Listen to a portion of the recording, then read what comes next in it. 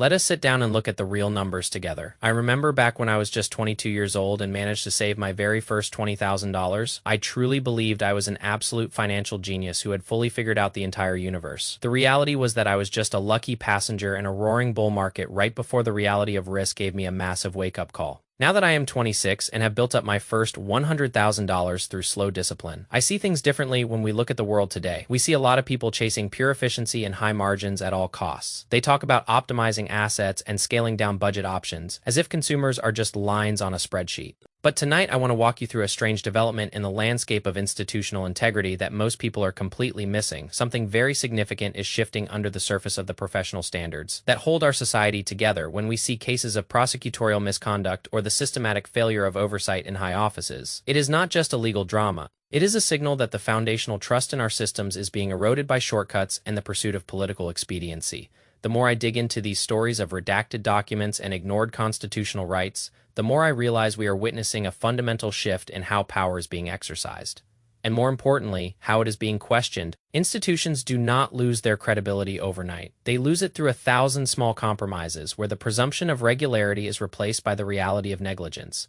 This is not just another story about a job termination or a bar sanction. It is a story about the structural integrity of the governance that defines our economic and social stability. When the oversight mechanisms fail, the cost is not just measured in legal fees, it is measured in the loss of confidence that is essential for any functioning marketplace. We are talking about a sustained accumulation of institutional failures during one of the most volatile periods in modern history. To understand why this gap exists, we have to look at the plumbing of our legal and political reporting. Transparency has long been the center of public accountability, where citizens expect their institutions to handle their duties with professional precision. Because the public depends on these systems, it has historically been easy to assume that due process is being followed. You simply reconcile the official statements from government offices with the documented evidence from the courts. Usually these numbers and facts align with perfect logical consistency. But when the facts start draining from the narrative while the official explanations remain suspiciously flat, you have a problem. Imagine an institution with a glass door where you can see the ethics disappearing in real time. Yet when you check the public record, there is no acknowledgement of anything changing. This is exactly the discrepancy that analysts and observers have finally identified. If you apply this unaccounted for erosion of trust to total institutional activity, the systemic risk jumps up significantly. This does not mean these institutions just started failing yesterday. It means they never stopped compromising. They just moved their strategy into the shadows to avoid public scrutiny and professional accountability. Integrity essentially has two different classifications that can be confusing to a casual observer. There is the public face of professional conduct, which is the image we see in the media and the press releases. Then there is the internal reality of institutional behavior, which is the specific practice used when those in power believe they can bypass the rules. Historically, professional bodies would police themselves and sanction misconduct before it reached the point of public scandal. That process made it visible and transparent in the public record. But the loophole now being exploited is that those in power are having their own departments provide the internal review. They classify their actions as within the guidelines and then bury the evidence without any formal public reporting requirement. This loophole is not technically new, but the sheer scale of its current usage is unprecedented.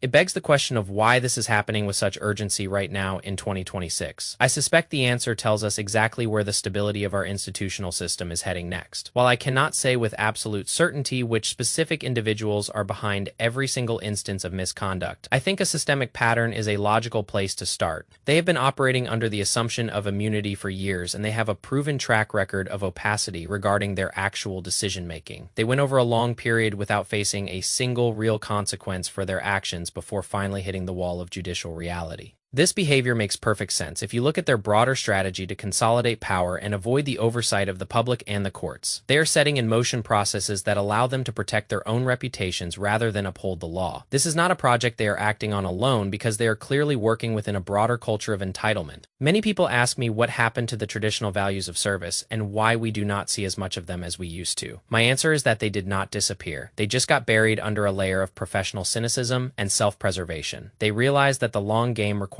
quiet manipulation rather than open and honest public service. The hidden misconduct loophole is being used by any institutional player who wants to avoid the gaze of a transparent system. If you look at the trigger point in recent years when public trust started falling in earnest, it was clearly prompted by the blatant disregard for the rules by those in power. When the system seizes the assets of the common citizen while ignoring the violations of its own officers, every other person looks around and realizes they could be next. It introduced massive risk to the concept of equal justice. It was not just a concern about individual cases or specific personalities, it was the realization that your rights could be trampled upon with the push of a digital button. People are moving towards skepticism because the system is failing to act with the integrity that carries zero counterparty risk. You do not have to worry about the system shutting off your access to justice if it actually functioned as advertised. The old saying remains true for institutions just as it does for individuals. If you lose your integrity, you lose your foundation. These institutions are not worried about whether the public trusts them on a monthly basis. They are hedging against the reality that their failure is becoming too obvious to hide. Every single instance of cover-up is a silent vote of no confidence in the system they are supposed to uphold. The rule of law is still king, but the corruption cycle required to keep that king on the throne has reached a breaking point. Without constant trust from the public, you cannot continue to operate and govern at this current velocity. My theory is that many of these actors are moving in total secrecy because the truth of their dysfunction would be too politically explosive. Maybe we will know the full extent of these failures in a year, or maybe we will never know, but it does not change the core reality. If the institutions creating the rules are ditching their own standards in favor of self-preservation, that is all the data we need.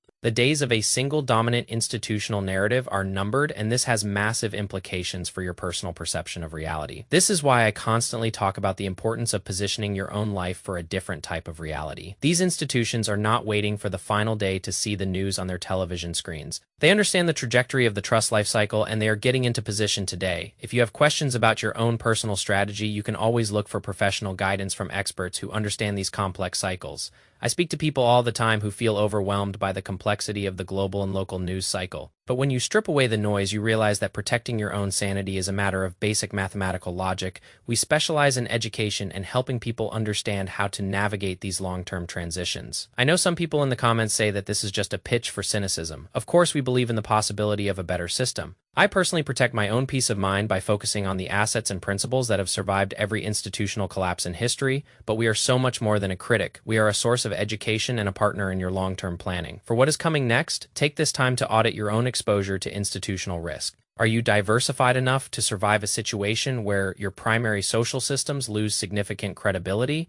Or are you concentrated entirely in one system that is currently experiencing its own version of a structural reset? When you look at the historical data of major empires and their institutional dominance, you see a repetitive pattern of expansion followed by inevitable dilution. The Roman Empire clipped the coins. The British Empire inflated their pound. And today we see the exact same pressures being exerted on our own governing institutions. You do not need to be a history professor to understand that when the actions of a system grow more disconnected from the reality of the people, the public trust must decline. This is not a conspiracy theory. It is a fundamental law of supply and demand applied to trust. If you are holding on to blind faith as your sole store of value, you are betting that the current rate of dilution will not affect your future. But the reality is that the institutions are signaling that they no longer trust their own outcomes. They are moving their focus into an area of self-preservation that has existed for thousands of years. I am not suggesting you move every single thought you have into cynicism. That would be a foolish error in mental allocation. What I am suggesting is that you view your life through the eyes of someone who understands the cycle of institutions. You need a core of stable values that are not dependent on the stability of a single organization.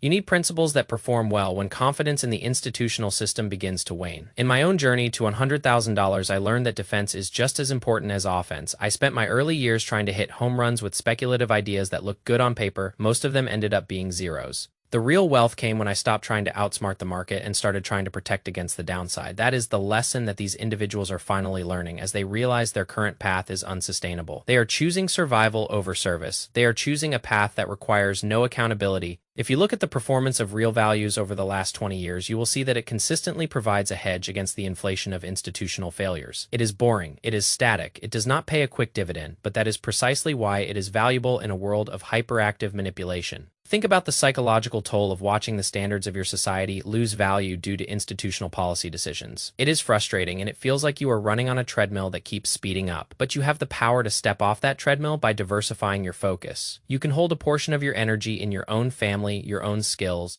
and your own principles to ensure that you are not fully dependent on a single failing system. We often talk about financial literacy as the ability to read a balance sheet, but true life literacy is the ability to read the macro trends that dictate whether that balance sheet will actually hold its value. When the people in charge start acting like they are above the law, you should pay close attention. They are not doing it for fun, they are doing it because they see the cracks in the dam and they want to be on the side of the river that does not flood. I want you to imagine a world 10 years from now where the institutions you use today have lost 30% of their credibility. How will you feel if you held onto your blind faith instead of diversifying? How will you feel if you watched the warning signs and did nothing? That feeling of regret is something I want you to avoid at all costs. It is the reason I create these videos. I want to share the research and the logic that helped me get my own financial and mental house in order. I am not an advisor in the traditional sense of managing your life for you. I am just a peer who has spent years studying the hard data of how systems really function. I encourage you to read the reports from institutions and judicial hearings for yourself. Do not take my word for it. Read the source material, verify the data, look at the trends of institutional trust over the last 5 years. When you see the trend line with your own eyes, you will understand why I am so concerned about the trajectory of our governance. It is not about hating the system. It is about being a realist who understands that every institutional structure in history has a life cycle. If we are currently in the later stages of that cycle, it is only prudent to prepare. Take the time to assess your own personal risk profile. If you are young, you have time to weather the volatility, but if you are close to retirement, you have less room for error. You need to be absolutely certain that your savings and your future are protected against systemic failures. We are entering a period of history where the old rules of engagement are being rewritten.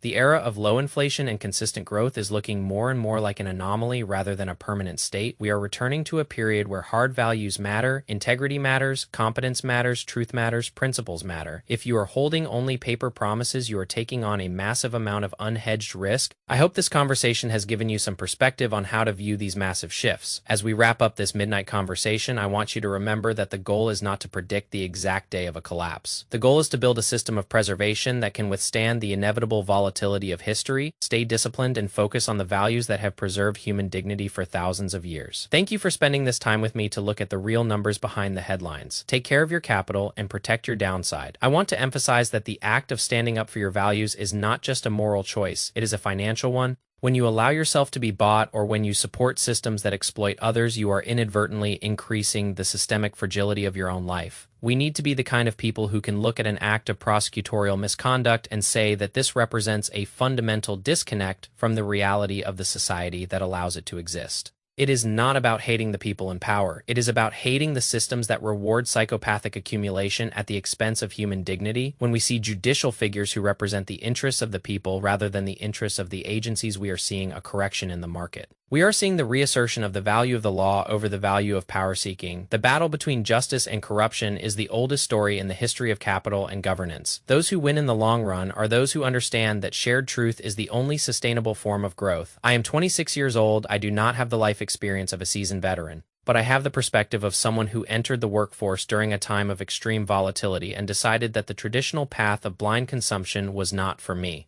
I started with nothing. I worked hard. I saved, and I learned that the most profound wealth is the peace of mind that comes from knowing you are not trapped in a web of your own making. You are not trapped by debt. You are not trapped by the need to conform to corporate expectations, and you are not trapped by the fear of losing your status. That is a kind of freedom that no amount of money can purchase, and it is exactly the kind of freedom that these institutional players seem to have traded away. They have all the power in the world, but they are anxious, they are angry, and they are constantly looking over their shoulders. That is not a success story. That is a cautionary tale. So as you look at your own path, I urge you to ask yourself what you are optimizing for. Are you optimizing for a higher number on your bank statement, or are you optimizing for a more stable and meaningful life? The mathematics of the situation are clear. A life optimized for pure numbers will eventually run into a mathematical wall. A life optimized for balance, redundancy, and integrity will survive the shocks that are coming. When you look at the political and legal landscape today, ask yourself who is willing to take the hit to protect the system. Ask yourself who is willing to say the things that are unpopular but necessary. And when you look at your portfolio, ask yourself if it reflects the values you actually hold, or if it is just another vehicle for participating in a system you know is fundamentally broken. The journey to $100,000 taught me more than just how to save. It taught me how to think. It taught me to question the default settings of the society around me, and it taught me that the only way to win in a rigged game is to stop playing by the rules that the house has designed to make you lose. I am not suggesting you go out and lead a revolution. I am suggesting you lead a revolution in your own kitchen, in your own office, in your own checkbook. Make the changes that put you in control of your own destiny. Let the noise of the headlines fade into the background. Focus on the signals that actually determine your long-term survival. Stay the course, keep your head down, and do the boring work that builds the foundation for a lifetime of resilience. It will not be fast, it will not be easy, and it will not be glamorous, but it will be yours. And in a world that is trying to turn you into a product, that is the greatest victory you can possibly achieve.